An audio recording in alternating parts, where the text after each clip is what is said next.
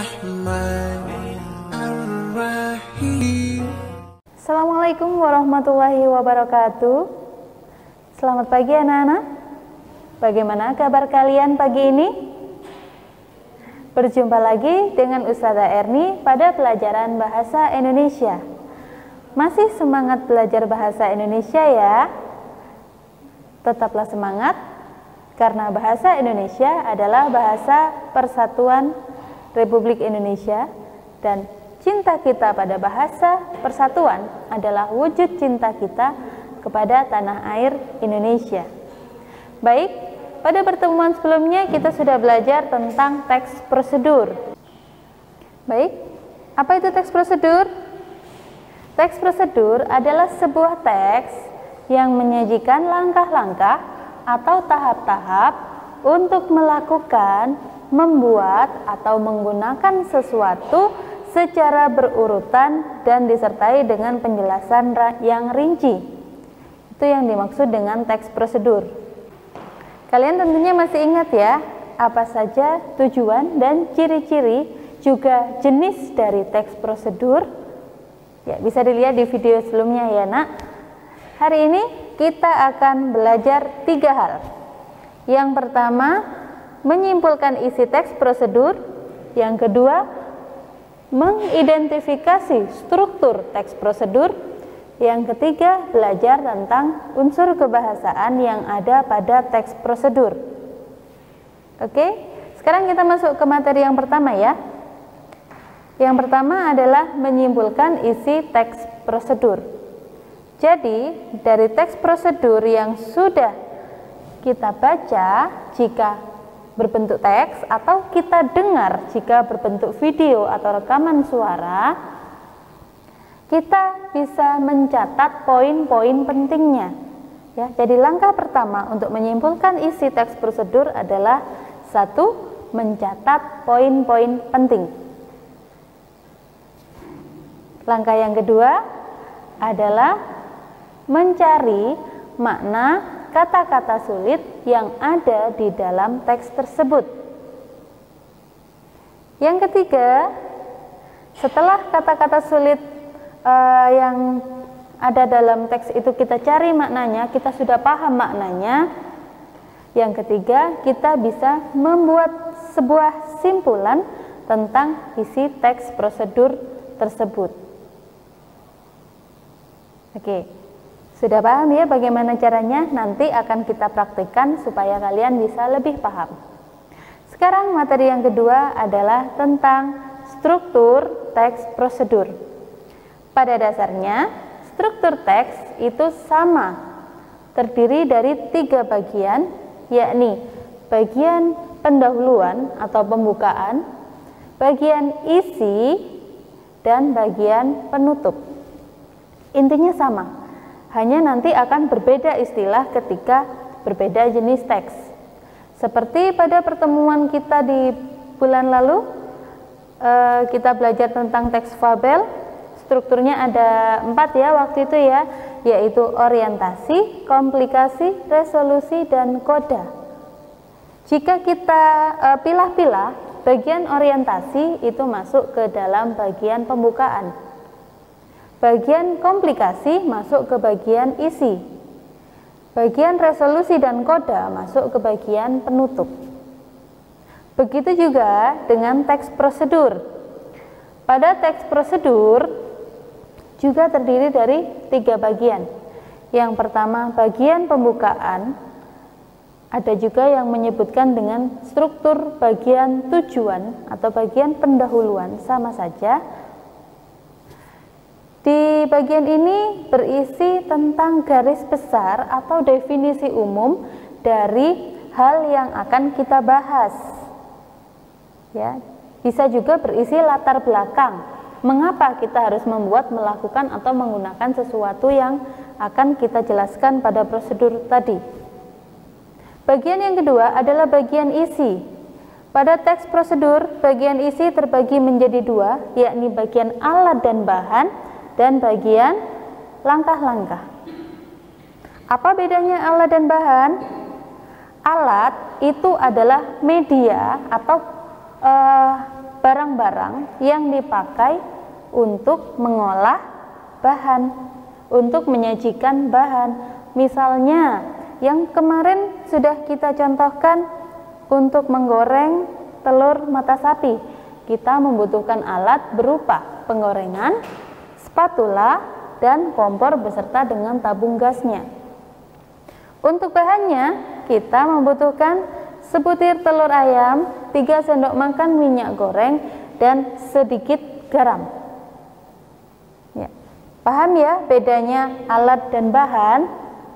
Alat itu bentuknya tetap dan tidak ada penambahan atau pengurangan jumlah. Sedangkan bahan bentuknya bisa berubah, juga jumlahnya bisa berkurang maupun bertambah. Paham ya bedanya ya nak? Oke, berikutnya adalah bagian langkah-langkah. Pada bagian langkah-langkah disebutkan satu persatu tahapan yang harus dilalui, yang harus dilakukan sebagai petunjuk untuk membuat, melakukan, atau menggunakan sesuatu. Ya, minggu lalu sudah pernah kita contohkan ya bagaimana tahap-tahap untuk membuat telur mata sapi. Oke, bagaimana? Untuk bagian struktur ada satu lagi ya, yaitu bagian penutup atau di sini disebut dengan bagian penegasan ulang. Di bagian penugasan ulang ini berisi simpulan dan hasil dari apa yang kita lakukan, apa yang kita buat, dan apa yang kita gunakan tadi. Ya, jadi jika disimpulkan, struktur teks prosedur adalah bagian pernyataan umum, bagian langkah-langkah atau isi tadi, dan yang terakhir adalah bagian penegasan ulang. Oke, paham ya untuk bagian struktur ya nak? Kita lanjutkan ke materi yang ketiga, yakni unsur kebahasaan. Kebahasaan yang ada pada teks prosedur. Kebahasaan yang ada di dalam teks prosedur ada 5. Yang pertama adalah kata kerja imperatif. Yang kedua, konjungsi urutan waktu atau kronologis. Yang ketiga, kata penunjuk waktu. Yang keempat, kata teknis. Dan yang terakhir, deskripsi alat dan bahan. Kita bahas satu persatu ya nak. Yang pertama, kata kerja imperatif. Kata kerja imperatif disebut juga dengan kata kerja perintah, yang berisi perintah, keharusan, atau larangan. Oke? Kata kerja imperatif berisi perintah, keharusan, atau larangan. Biasanya kata kerja imperatif itu menggunakan akhiran kan dan i. Juga menggunakan partikel lah. Apa saja contohnya? Misalnya, tuangkan, tumislah, guntinglah, olesi, sirami, dan sebagainya. Itu ya nak. Jadi biasanya akhiran yang dipakai adalah akhiran kan dan i serta partikel lah. Oke. Sekarang unsur kebahasaan yang kedua yaitu konjungsi urutan waktu atau kronologis. Karena tadi Ustazah jelaskan bahwa teks prosedur itu berisi tahapan-tahapan, maka harus ada kata-kata atau konjungsi yang digunakan untuk menghubungkan antar tahapan tadi. Misalnya, kemudian, setelah itu, lalu, setelah mendidih, dan lain sebagainya. Baik, sudah paham ya nak? Kita lanjutkan. Unsur kebahasaan yang ketiga yaitu kata penunjuk waktu. Contohnya, panggang selama 15 menit. Jadi di sini ada kata 15 menit. Ya, panggang selama 15 menit. ada kata 15 menit. Kata 15 menit ini merupakan kata penunjuk waktu. Bisa juga diamkan beberapa saat. Kata beberapa saat meskipun tidak menunjukkan waktu secara langsung, tetapi bermakna bahwa beberapa saat ini adalah waktu, sedikit waktu beberapa saat. Seperti itu. Yang keempat, kata teknis. Jadi teks prosedur itu bisa dipakai pada banyak hal. Selain membuat sesuatu, misalnya memasak, kita juga bisa memakai di tema-tema yang lain, misalnya di perkebunan untuk bercocok tanam, atau di tema yang lain, misalnya tentang kerajinan atau prakarya. Biasanya berbeda tema, maka kata teknis yang dipakai pun akan berbeda. Jika tema kita adalah memasak, kata teknis yang dipakai adalah goreng, tumis, tiriskan, rebus, mendidih, dan lain sebagainya. Jika tema kita adalah bercocok tanam, mungkin kita akan memakai kata setek, cangkok, siram, taburkan pupuk, dan lain sebagainya. Paham maksudnya ya nak? Ya, jadi berbeda tema, maka kata teknis yang dipakai pun akan berbeda. Yang terakhir, unsur kebahasaan yang kelima yaitu deskripsi alat dan bahan. Seperti yang sudah Ustazah sampaikan pada video teks prosedur yang pertama, alat dan bahan harus disebutkan secara rinci. Jika kita menggunakan tepung terigu, maka harus disebutkan satuannya. Misalnya, tepung terigu 500 gram. Jangan hanya disebutkan tepung terigu saja, karena nanti akan berbeda takaran. Misalnya, tepung terigu 500 gram. Jangan hanya menyebutkan tepung terigu 500 tanpa ada satuan gram.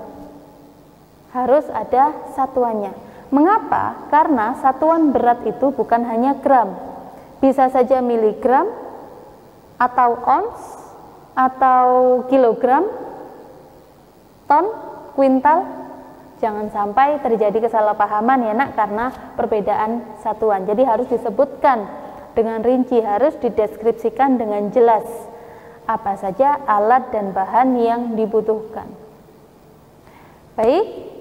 Itu tadi penjelasan dari Ustazah tentang simpulan isi teks prosedur, struktur teks prosedur, dan unsur kebahasaan pada teks prosedur. Setelah ini kita akan berlatih untuk menyimpulkan, mengidentifikasi struktur, dan mengidentifikasi unsur kebahasaan yang ada di dalam teks prosedur. Oke, sekarang kita bisa kembali lagi ke Google Meet. Nanti akan Ustazah jelaskan apa saja yang harus dilakukan. Terima kasih, Ustazah akhiri sampai di sini. Semoga materi yang Ustazah sampaikan ini bermanfaat dan bisa membantu kalian untuk mengerjakan soal-soal, dan juga bisa membantu kalian untuk menjadi anak-anak yang kreatif, yang bisa menyampaikan petunjuk-petunjuk dengan baik. Saya akhiri sampai di sini. Assalamualaikum warahmatullahi wabarakatuh. Rabbi ij'alni muqimas salati wa min dhurriyyati Rabbana wa taqabbal du'a.